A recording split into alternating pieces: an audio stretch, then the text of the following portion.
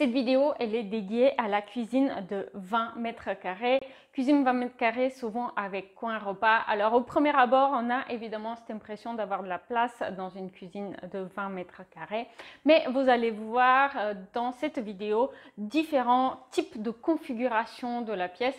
Et vous allez voir que dans certains cas, ça va être beaucoup plus facile d'aménager une cuisine fonctionnelle de 20 mètres carrés que dans d'autres, et vous allez notamment découvrir les critères qui font qu'il est plus ou moins facile d'aménager une cuisine avec coin repas, avec îlot ou sans îlot, avec bar ou sans bar, sur une surface de 20 mètres carrés.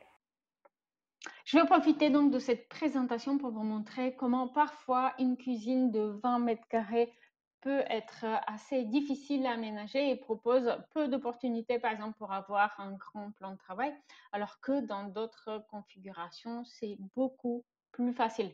Et on va voir concrètement 3 exemples où dans 2 de ces exemples, ça va être plutôt difficile. Et dans le dernier exemple que vous allez voir, on va avoir une cuisine de 20 mètres carrés qui propose une large gamme de possibilités avec îlot, sans îlot, avec bar ou pas, puisque justement sa configuration de départ est telle qu'elle est plus facile à aménager.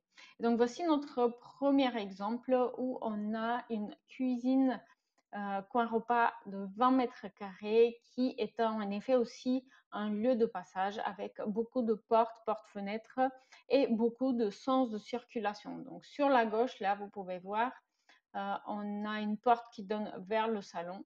Sur la droite, vous avez une porte qui donne vers l'espace nuit, donc un couloir qui dessert les chambres. Et puis en bas, nous avons une porte-fenêtre qui donne sur la terrasse qui est beaucoup utilisée en été. Et donc, on a une cuisine avec coin repas, mais qui est très segmentée. On a des portes de tous les côtés un petit peu, ce qui fait qu'il est très difficile d'avoir un plan de travail continu.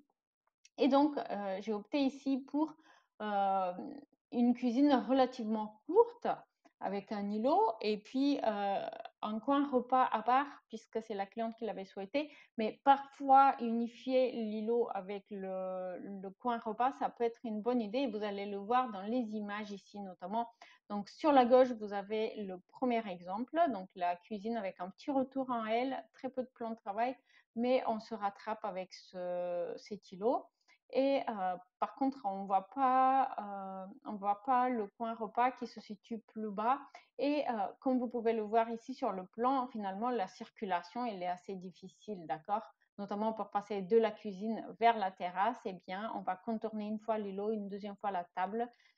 Selon moi, ce n'est pas idéal. Les deux autres propositions, eh bien, elles proposent de unifier l'îlot central et la table et d'avoir du coup une circulation bien plus directe entre la cuisine et la terrasse à l'extérieur. Mais dans tous les cas, c'est plutôt assez difficile à aménager puisque on a des portes et des sens de circulation qui se croisent dans cette cuisine.